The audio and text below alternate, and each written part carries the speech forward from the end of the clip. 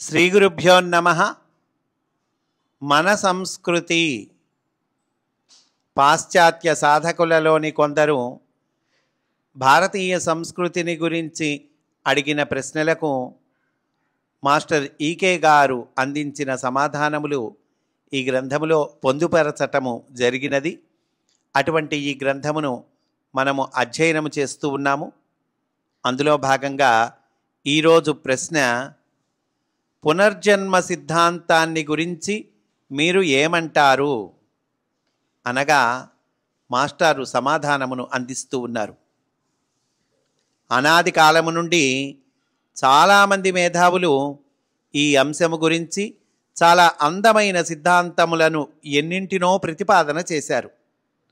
ఋషుల యొక్క సిద్ధాంతము మాత్రము పరిశీలనాత్మకమైనది కావడము వలన అది మాత్రమే స్థిరమైనది మరియు నిరూపణకు నిలుచున్నది. చిగురించే ఊహాలోకముల నుండి ఆవిర్భవించిన సిద్ధాంతముల గొట్టలలో అతి నిరాడంబరమైన ఈ ఋషుల సిద్ధాంతము ఉదాసీనతకు గురి అవుతుంది. అనేక రకాలైనటువంటి సిద్ధాంతాలు వచ్చినాయండి. చిగురించే ఊహాలోకముల నుండి ఆవిర్భవించినవి అన్నారు.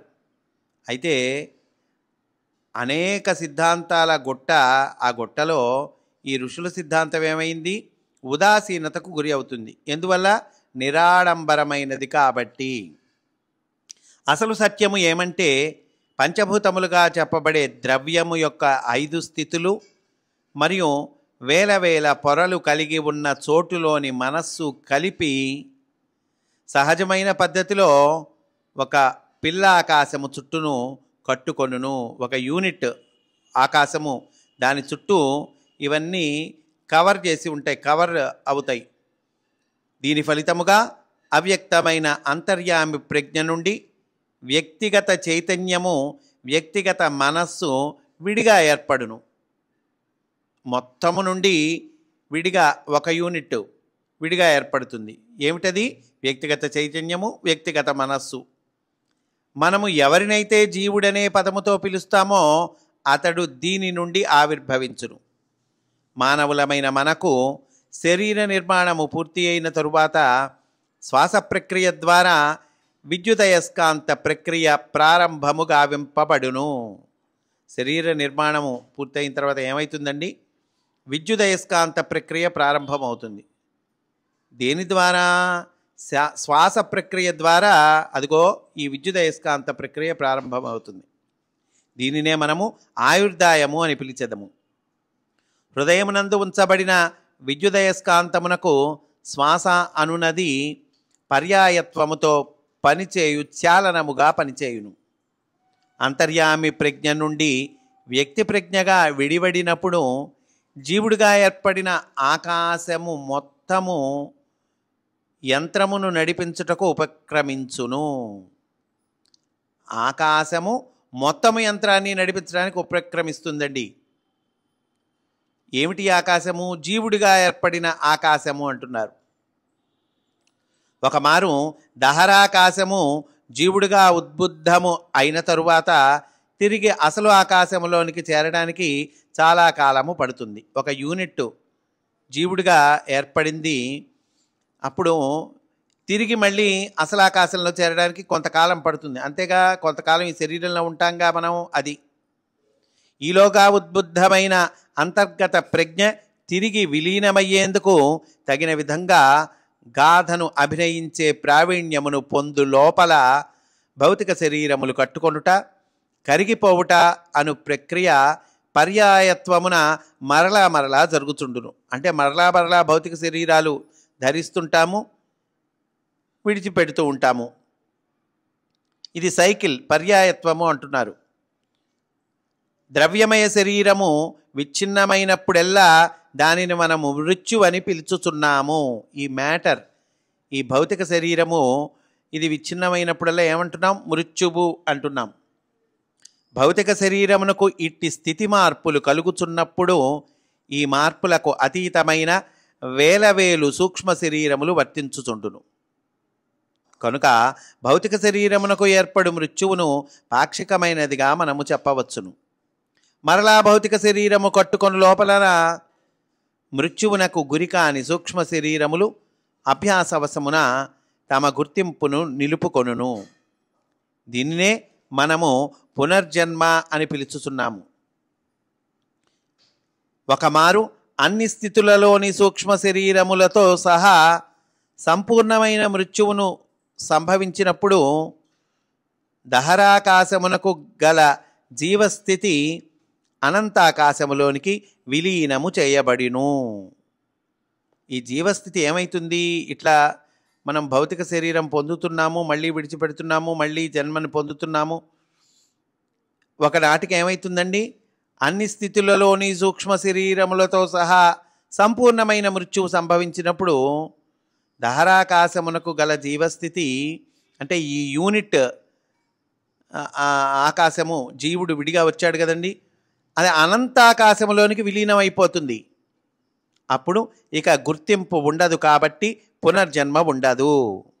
పునర్జన్మల గురించి మనము వినే కథలన్నీ కూడా ఇట్టి వందల వేల మార్లు ఏర్పడు పాక్షిక మృత్యువులు, అటు తర్వాత మిగిలిన సూక్ష్మ శరీరములలోనున్న జీవుని అనుభవాలకు సంబంధించినవే. ఈ సూక్ష్మ శరీరముల యొక్క సున్నితమైన భాగముల సమాహారమునే ఆత్మ అనియు, ఉద్బుద్ధమయ్యున్న ప్రజ్ఞను అంతర్యామి అనియు పిలుచుతున్నాము. ఈ విధముగా ఆత్మ పునర్జన్మలను పొందును. సంపూర్ణముగా విడిచినప్పుడు అంతర్యామి ప్రజ్ఞలో విలీనమైపోవును. పునర్జన్మలను పొందుతూ ఉంటుంది అంటే శరీరం విడిచి ఇంకో శరీరాన్ని పొందుతూ ఉంటుంది.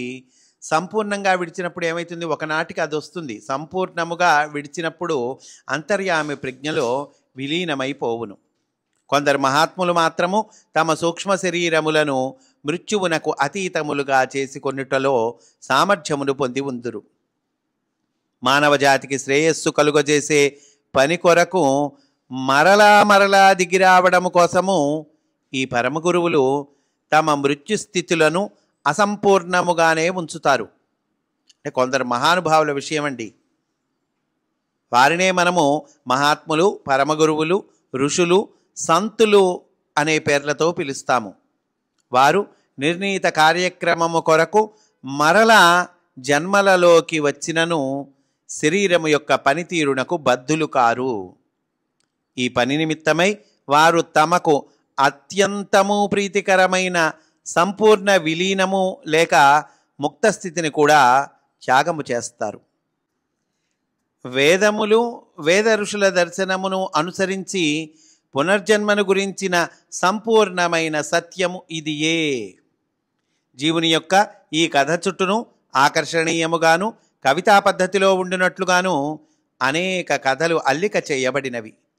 ఒక్కొక్క మారు గ్రంథస్థములైన సత్యములతో పాటుగా మూఢ విశ్వాసములు, కోరికలతో కూడిన భావనలు మరియు ఉన్నవాటి యందు ప్రభావితమైన దృష్టి మొదలైన వాటితో కలగాపులగమై మనకు గోచరించును.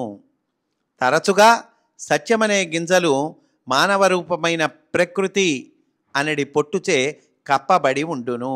ఇప్పటికి వరి గింజ ఉందనుకోండి, లోపల గింజ ఉంటుంది, పైన పొట్టుతో కప్పబడి ఉంటుంది కదండి. మాస్టర్ ఏమంటున్నారు ఇక్కడ? సత్యమనే గింజలు మానవ రూపమైన ప్రకృతి అనేది పొట్టుచే కప్పబడి ఉండును.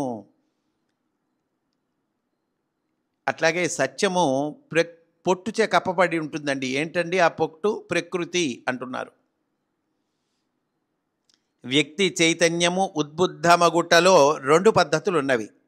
ఒకటి క్రింద నుండి పైకి ఎక్కి మార్గము, రెండవది పైనుండి క్రిందకు దిగివచ్చు మార్గము. మొదటి మార్గమున ఉద్బుద్ధుడైన జీవుడు తన పరిణామ ప్రయాణమును దేహధర్మములచే ప్రభావితుడై ప్రారంభించును. ప్రయోగము పూర్తియగు సమయమునకు అతనిలో సంభవించు ఉద్బోధనాక్రమము సంపూర్ణమైన ప్రకాశముగా పరిణమించునట్లు ప్రకృతి తోడ్పడును. అంటే పరిణామం జరుగుతుంది. రెండవ పద్ధతి ఏంటండి? రెండవ పద్ధతి యందు జీవుని యొక్క ప్రయాణము సంపూర్ణమైన ప్రకాశముతో కూడి ఉండి అతని అవతరణము సూక్ష్మము నుండి స్థూలము వైపునకు ఉంటుంది. మొదటి పద్ధతిని మానవుని పరిణామమనియు రెండవ దానిని అవతారమనియు అందురు.